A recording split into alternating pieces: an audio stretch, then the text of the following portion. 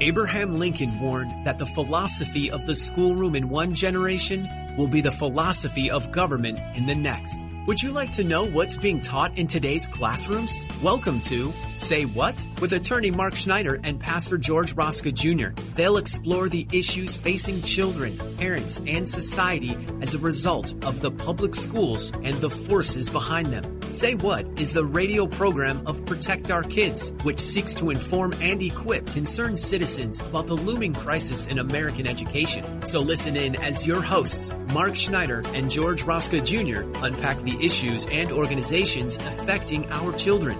And now here's your hosts, Mark Schneider and George Rosca Jr. Hello, everyone. I'm George Rosca. And I'm Mark Schneider. And we want to welcome you to today's episode 88 of Say What, where we talk about the threats to our children in the public school system, including the charge by progressives and disciples of critical race theory that America is deeply racist.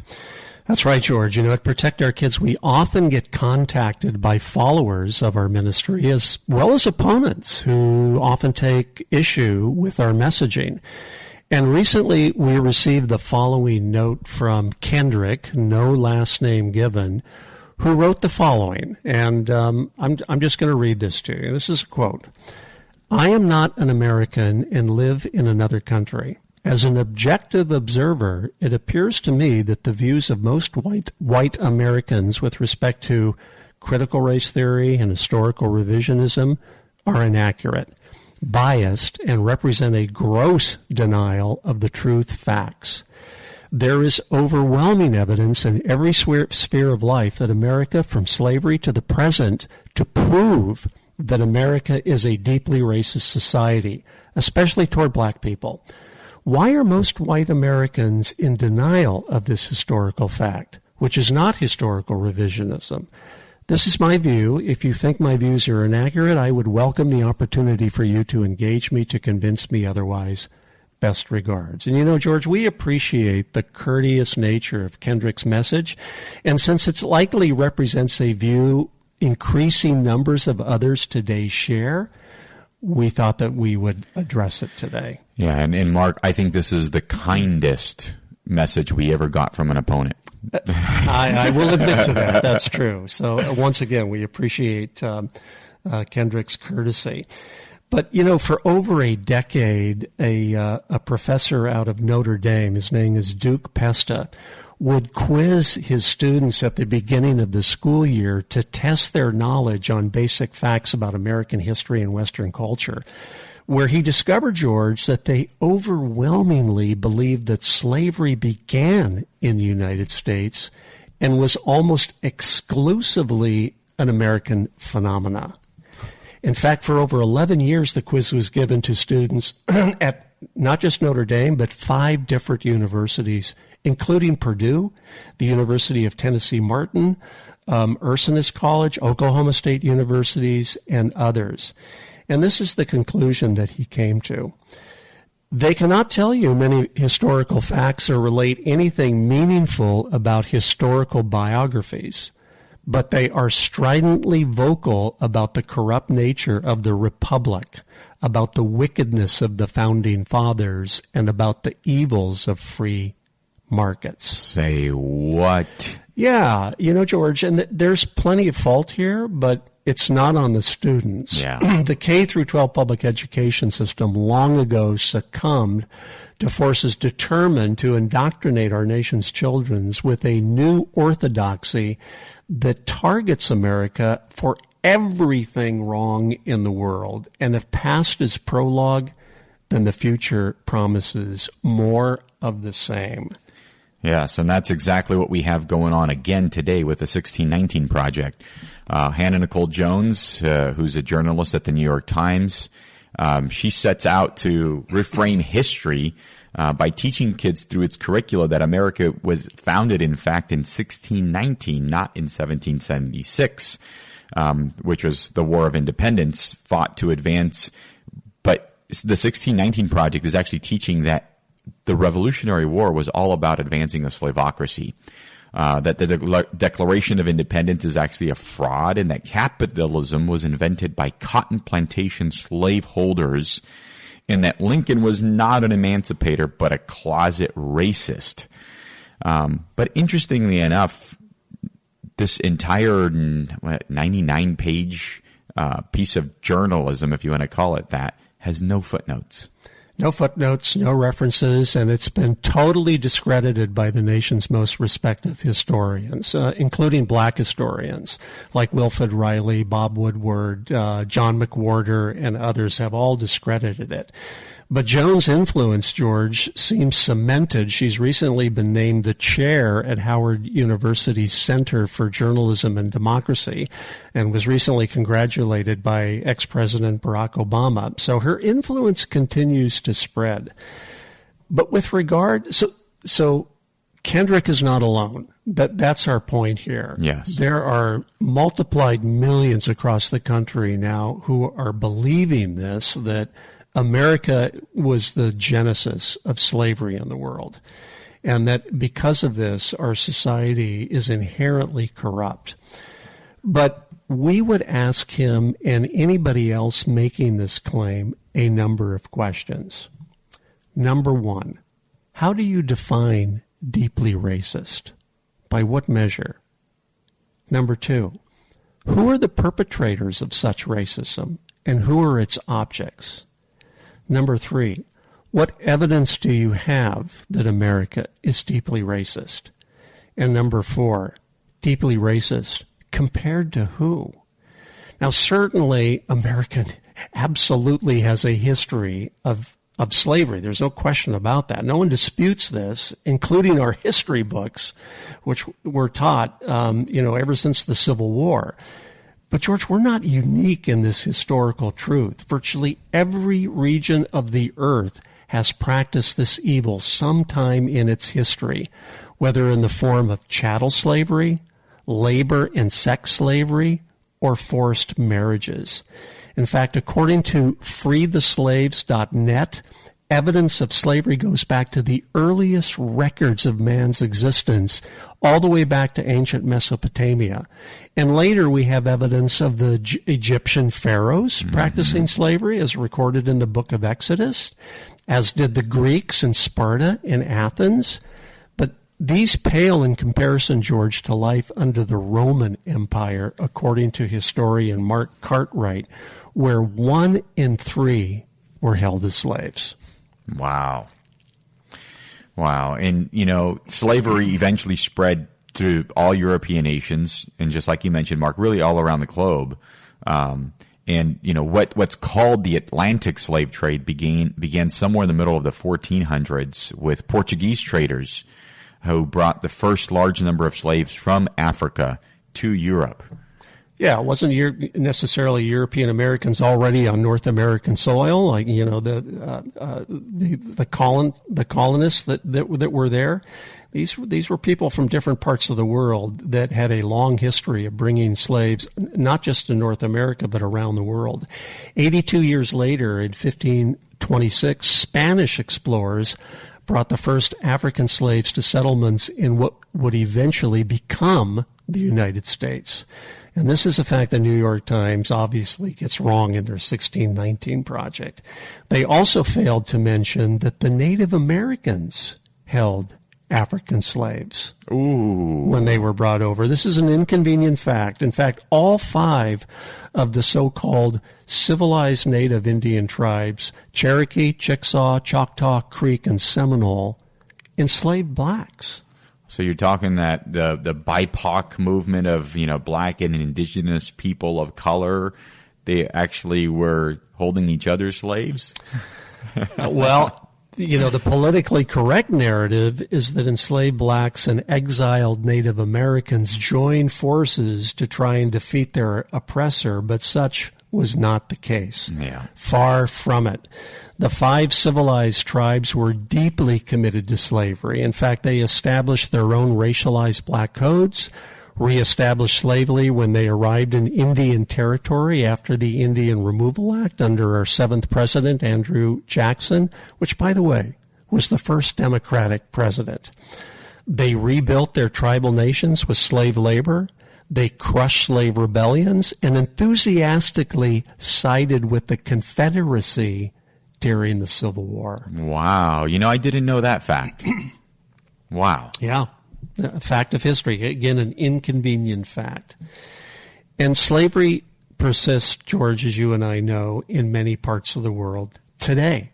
In fact, many tracking organizations report that over 40 million are enslaved today in various parts of the world, from North Korea to Iran to China. In fact, the International Labor Organization puts the figure closer to 50 million.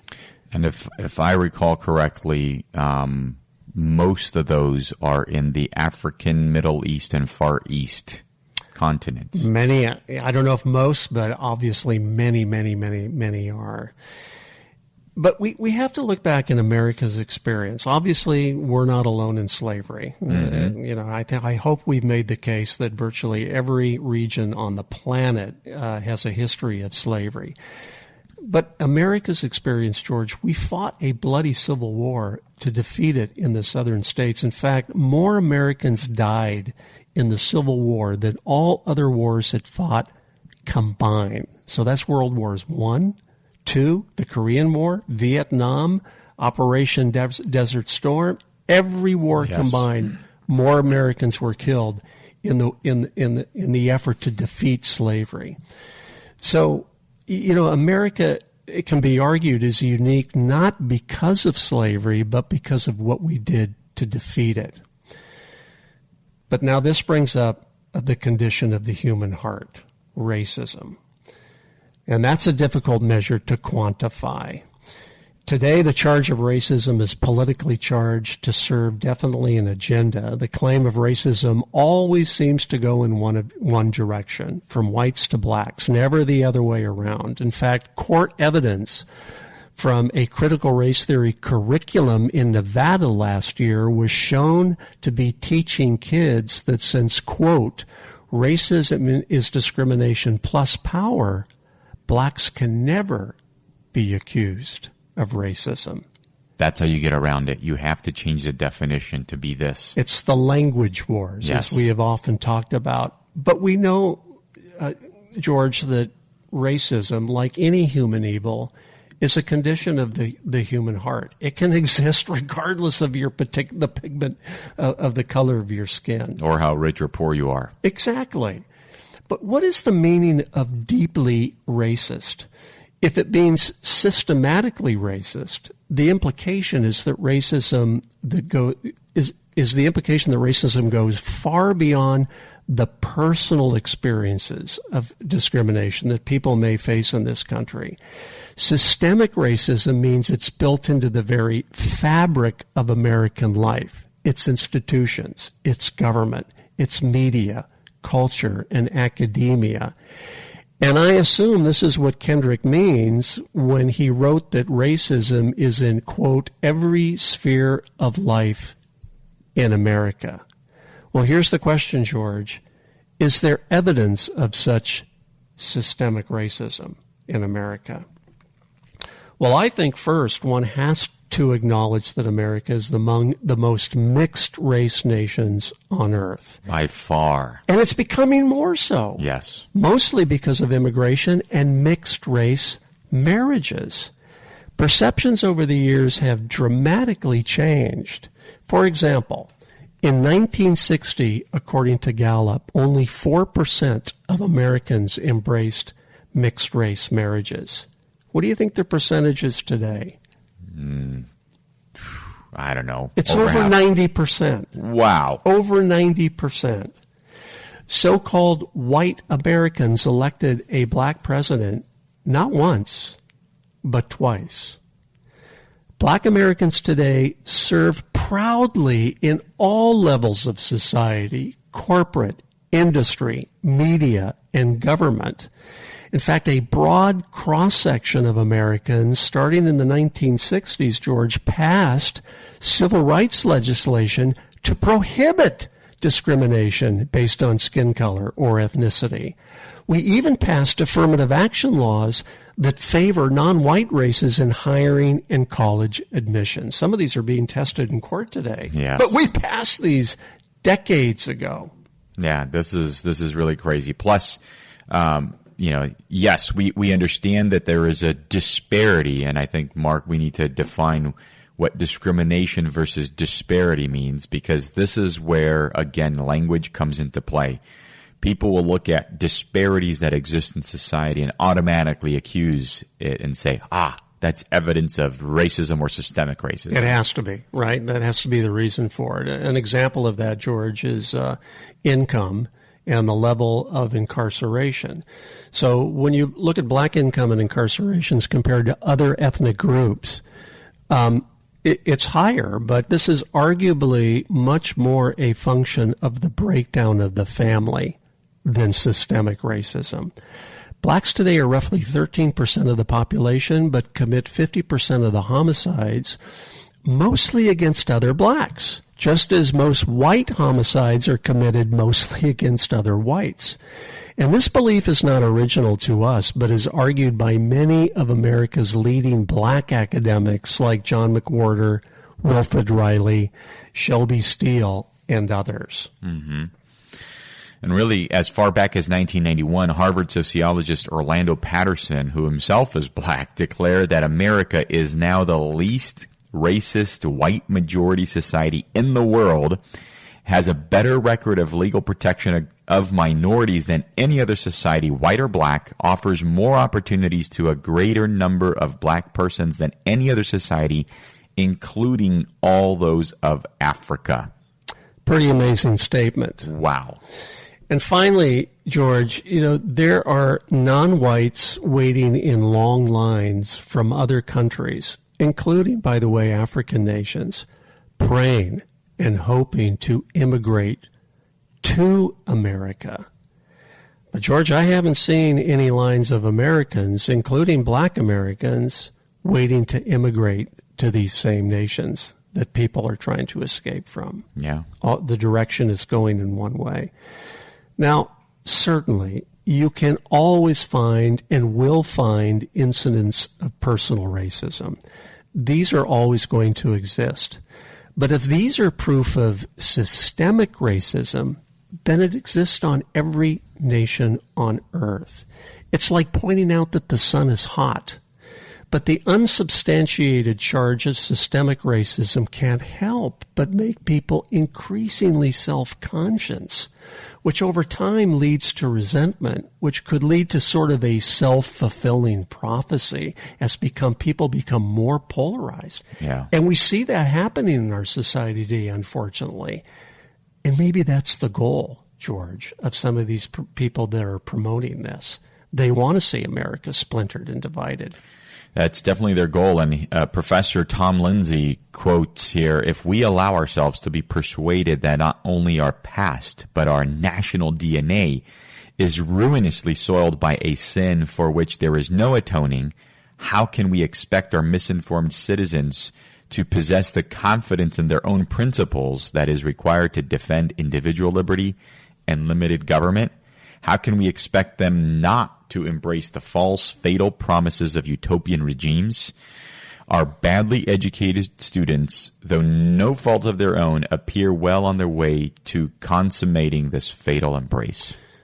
It is a fatal embrace, and it's being promulgated throughout our K-12 education system. And now, with critical race theory, we are teaching such heresy in primary and secondary public schools across the nation. Yep. George, we've got to resist this fatal impulse with everything we can, and Protect Our Kids is trying to do just that. Yes, definitely. So here's the final question, Mark. Does the Bible support slavery? Yeah, this is one that comes up because people have a habit of taking targeted point scriptures and building a theology around them, which is a very dangerous thing to do. You have to take the Bible in its totality, not just one scripture. The Bible condemns race-based slavery in that it teaches that all men are created by God and made in His image. We're made imago Dei. It doesn't matter what your skin, the pigment of your skin color is, what your height is, what color your hair is.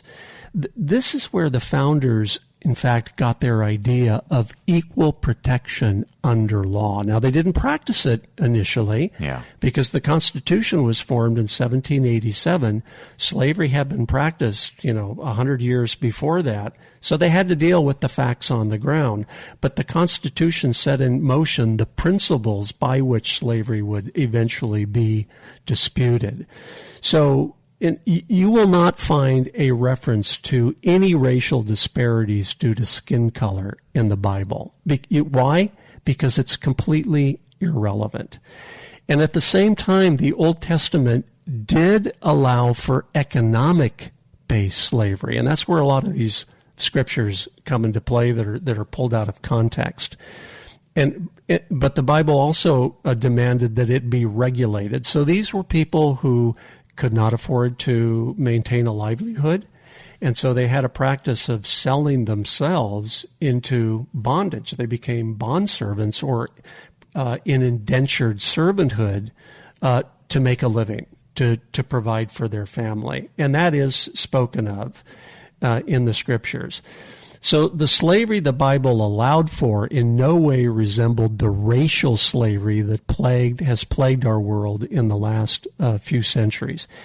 In addition, George, and this is important, both the Old and New Testaments condemn the practice of what is called man-stealing, which is what happened in Africa in the 16th and 19th centuries. Yep. Africans were rounded up by slave hunters who sold them to slave traders, who brought them to the New World to work on plantations and farms. And this is a practice abhorrent to God, the God of the Scriptures. In fact, the penalty for such a crime in the Mosaic Law was death. Here's Exodus 21, verse 16. Anyone who kidnaps another and sells him or still has him when he is caught must be put to death. Wow. That's pretty bold. Yeah.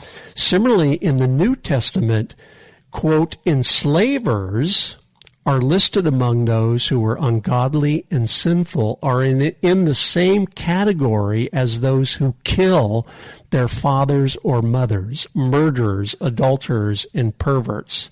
That's from 1 Timothy 1, verses 8 through 10. So there's not a lot of ambiguity here.